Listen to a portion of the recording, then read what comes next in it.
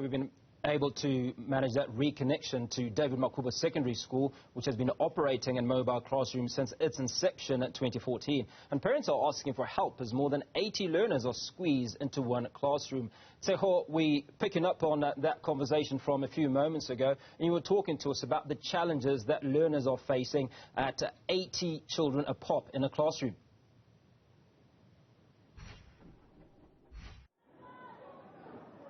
Absolutely, Hugo. You know, the issue, of course, is what happens when a learner that is sitting right at the back or smack bam in the middle of the classroom needs to go to the bathroom when there are about 96 children in just one classroom. But we understand that they are trying to find ways to make sure that things are simpler and easier for the learners and for learning and teaching anyway to continue.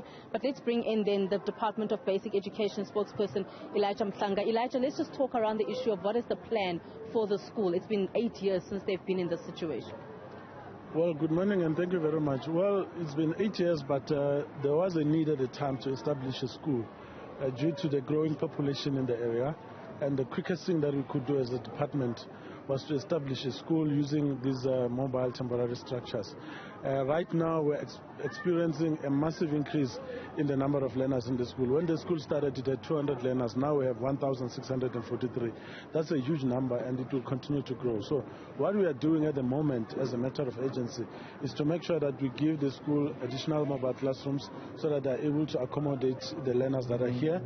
Those that have requested, 5 of them will be delivered in the next 3 weeks.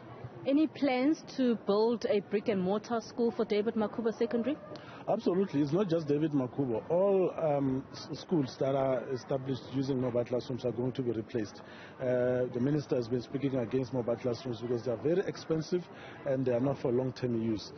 In fact, there's even a special intervention to address that particular matter, but more so in Gauteng, where the Gauteng Infrastructure Funding Agency is also working with the Department of Education to find innovative ways of procuring the building of schools at a much faster pace to ensure that we address the need, because Gauteng is experiencing in-migration at such an alarming rate. So yes, there will be a proper school built here, noting of course that this particular school where we are standing is a wetland, which means it's going to be a little bit more expensive to build, because you need to make sure that all the built environment assessment requirements are met insofar as the wetland is concerned. But of course, we need a proper structure.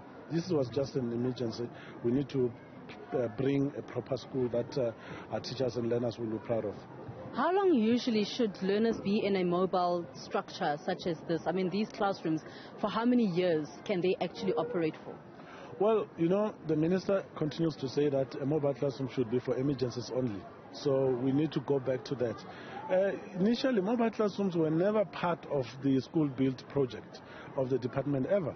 They were used where there was an emergency in terms of a storm hitting a school, and then we have to continue with the business of education, where we make sure that our learners and teachers are able to continue with education while we build a proper structure. So it shouldn't be years. It should be used and removed because it was never meant as a permanent structure. All right, thank you so much, Elijah Mhlanga, the Department of Basic Education spokesperson, just giving us details and really promising that a school will be built here, as he mentioned as well, that it is a wetland, meaning that it could be a bit more expensive and it might take a bit more time for them to plan around that. But he's promised now, Hugo, that the department is looking into this and that a brick and mortar school will be built for David Makhubo Secondary School. Tshegohaco, thank you so much for your time and some interesting questions that you raised there, certainly about the duration of all of that. 8 years it's been.